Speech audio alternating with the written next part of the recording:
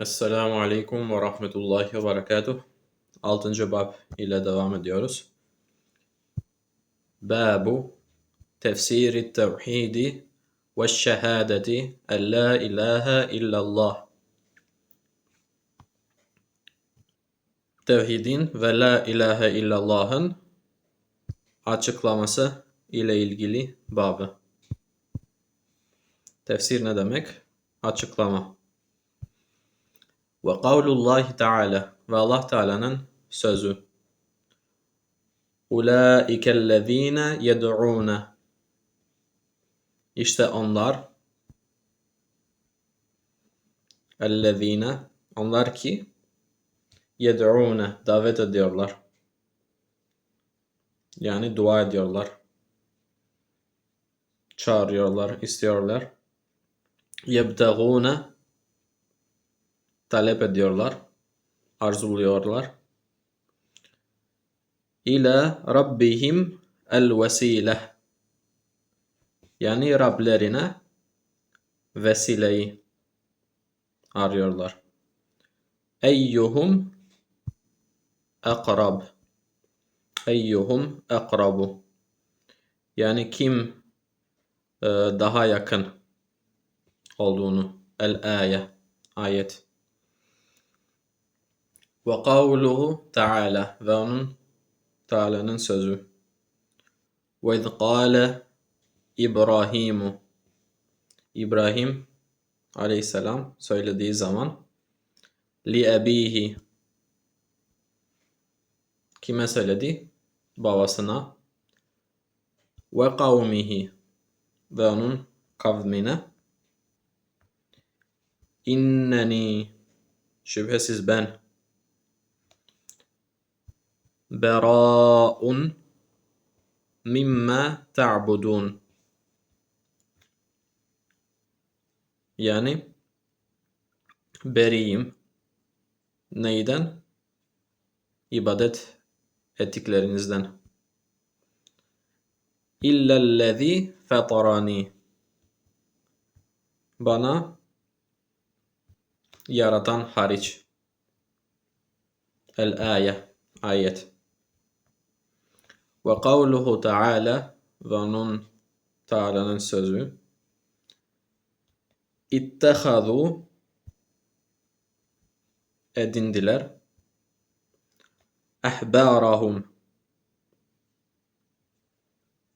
ve ruhbânehum erbâben,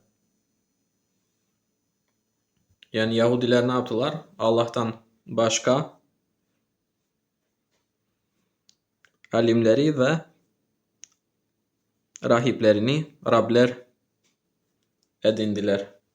Allah'tan başka. Min dunillah. Ve kavluhu, ve onun sözü. Allah'ın sözü. Yani ayet. Ve minen nasi, ve insanlardan bazıları. Men yettehidu, yani edinen vardır. Min dunillahi, Allah'tan başkasını ediniyor. Neyi? İşte endaden, denkler. Yuhibbunehum, onları seviyorlar.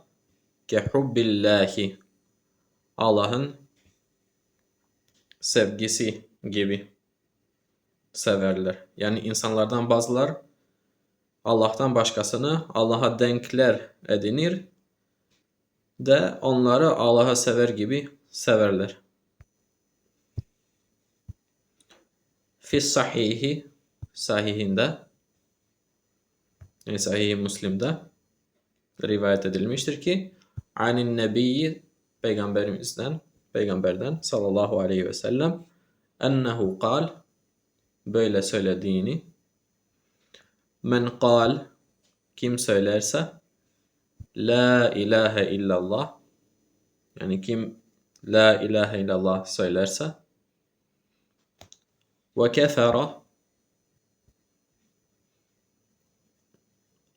yani reddederse neyi? Ve kefera bima yu'bedu min dunillah.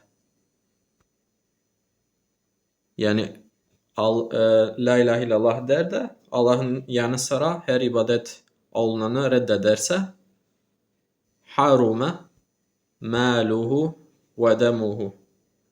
Yani onun malı ve kanı haram olur. Mal demek. Dem kan demek. Demuhu onun kanı. Ve hisabuhu ve onun hesabı. Alallah, onun hesabı Allah'a aittir. Ve şerhu hâzihi tercemeti, ve bu tercümenin şerhi ma ba'daha minel ebvab. Yani bu tercümenin şerhi daha sonraki bablarda gelir. Böylece dersimizi bitirebildik. Esselamu Aleyküm ve Rahmetullahi ve Berekatuhu.